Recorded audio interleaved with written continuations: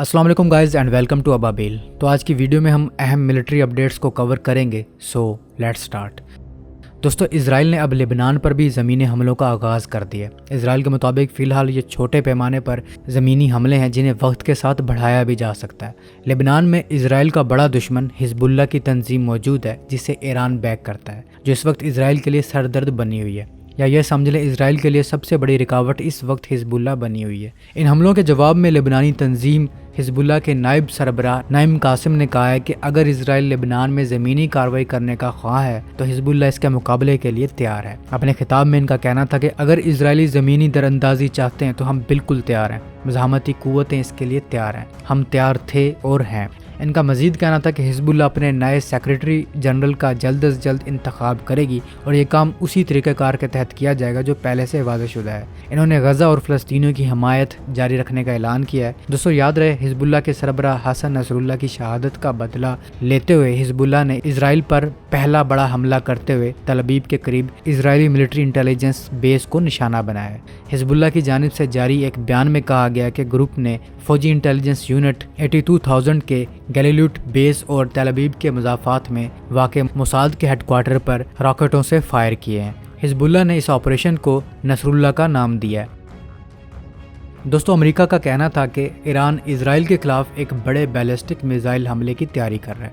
America का कहना था कि ऐसे इशारे मिले हैं कि ईरान इजराइल के खिलाफ फौरी तौर पर बैलिस्टिक मिसाइल्स हमले की तैयारी कर रहा है और हम इस हमले के खिलाफ इजराइल के दफा के लिए तैयारियां कर रहे हैं। व्हाइट हाउस के एक सीनियर अहलकार की जानिब से जारी इस बयान में कहा गया कि इजराइल के खिलाफ ईरान की तरफ से बराह रास्त फौजी हमला ईरान के लिए संगीन नताइज का बायस बनेगा। अमेरिकी न्यूज़ चैनल CNN का कहना था कि अमेरिका इजराइल की मदद के लिए हर हद तक जाने को तैयार है और इजराइल के रास्ते में आने वाली किसी भी चीज़ को रोकने में मदद करेगा। जैसा कि अप्रैल में जब ईरान ने इजराइल की तरफ ड्रोन और मिसाइलों की एक लहर शुरू की थी तो अमेरिका ने भी अपनी मदद की पेशकश की थी। जबकि दूसरी तरफ अमेरिकी बयान जारी होने के बाद इजरायली फौज ने कहा था कि इसने अभी तक ईरान की तरफ से किसी फ़ज़ाई खतरे की निशानदेही नहीं की है और इनका कहना था कि हम जारहाना और दफाई दोनों लिहाज से चौकस हैं। हमने ईरान को खबरदार किया कि इजराइल पर किसी भी हमले के संगीन नताइज होंगे। जबकि दूसरी तरफ अमेरिका की जानिब से इजराइल पर ईरान के बड़े हमले की तैयारी की इत्तला दिए जाने के बाद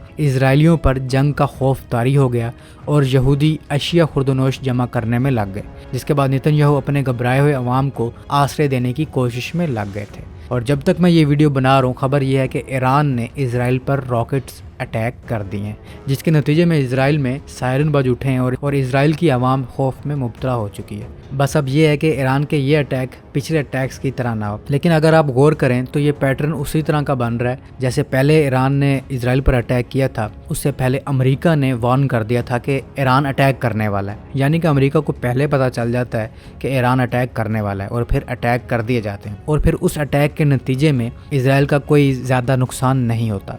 बस ईरान का ये अटैक भी पिछले अटैक की तरह ना हो। दोस्तों, आप इस बारे में क्या राय रखते हैं और क्या ईरान एक बड़ी जंग का मुतहम्मिल है या नहीं?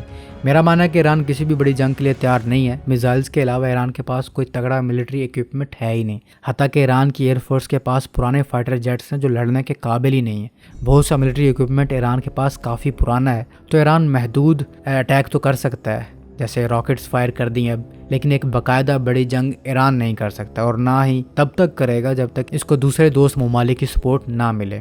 जबकि दूसरी तरफ अमेरिका को एक महाज चाहिए और अगर ये जंग होती है तो इस आग के शोले पाकिस्तान तक भी पहुंचेंगे और चाहते और ना चाहते हुए भी ये जंग पाकिस्तान को ज़रूर मुतासिर करेगी। आप इस बारे में क्या कहते हैं? कमेंट सेक्शन में ज़रूर बताइएगा।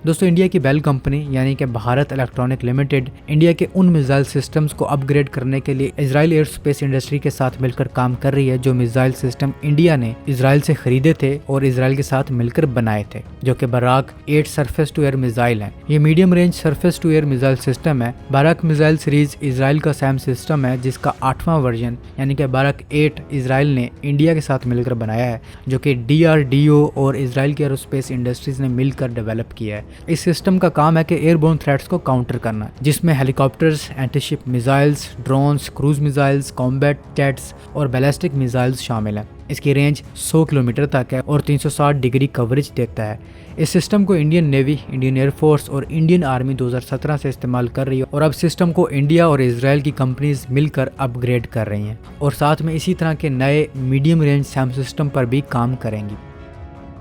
दोस्तों साउथ कोरिया ने एक नया surface to surface ballistic missile display किया है जिसका नाम हेनमो 5 है। साउथ कोरिया के आर्म्ड फोर्सेस डे के मौके पर इस मिसाइल को डिस्प्ले किया गया। रिपोर्ट के मुताबिक इस मिसाइल का वजन 36 टन है और ये 8 टन का वॉरहेड कैरी कर सकता है। इसकी रेंज इसके इंटीग्रेटेड वॉरहेड साइज पर मुनहसर है जो कि कम से कम 300 किलोमीटर और ज़्यादा से ज़्यादा 3000 किलोमीटर तक है। ये 2 स्टेज सॉलिड फ्यूल इंजन पर मुश्तमिल है। अज़रबैजान के पास पुराने सोवियत दौर के Su-25 ग्राउंड अटैक एयरक्राफ्ट थे जिन्हें अपग्रेड करने के लिए अज़रबैजान ने तुर्की की कंपनी टर्किश एयरस्पेस से कॉन्ट्रैक्ट किया था। 2023 में ये कॉन्ट्रैक्ट किया गया था और ये प्रोग्राम 2 स्टेजेस पर मुश्तमिल था। पहला स्टेज ये था कि इस एयरक्राफ्ट को इस काबिल या इस अहल बनाना था कि ये Tabir 82 guided bombs, KG-82 and KG-3 glide bombs और SOMB-1 क्रूज मिसाइल लॉन्च कर सके। ये सभी टर्किश स्मार्ट और ख़तरनाक वेपन्स हैं। तो पहले स्टेज में इन्हें इंटीग्रेट करना था, वो भी इस एयरक्राफ्ट में पहले से मौजूद रशियन सिस्टम को इफेक्ट किए बगैर। दूसरे स्टेज में इसके avionics, new multifunction and heads up display, hands on throttle and stick, new very high frequency and ultra high frequency radio altimeter, navigation system और वेपन इंटरफेस यूनिट अपग्रेड करना था। और इसके अलावा और भी कई सिस्टम इसमें अपग्रेड करना थे, यानी काफ़ी हद तक रशियन टेक्नोलॉजी को टर्किश टेक्नोलॉजी से रिप्लेस करना था, जिस पर काम जारी भी है। और इस मरतबा होने वाली अज़रबैजान इंटरनेशनल डिफेंस एग्जीबिशन में एक अपग्रेडेड Su-25 को भी डिस्प्ले किया गया था, जो कि आप अपनी स्क्रीन पर देख सकते हैं। तो गाइस अब तक के लिए इतना ही, मिलता हूँ एक नई वीडियो के साथ। तब तक के लिए अपने होस्ट बिलाल को इजाज़त दीजिए। अल्लाह हाफिज़।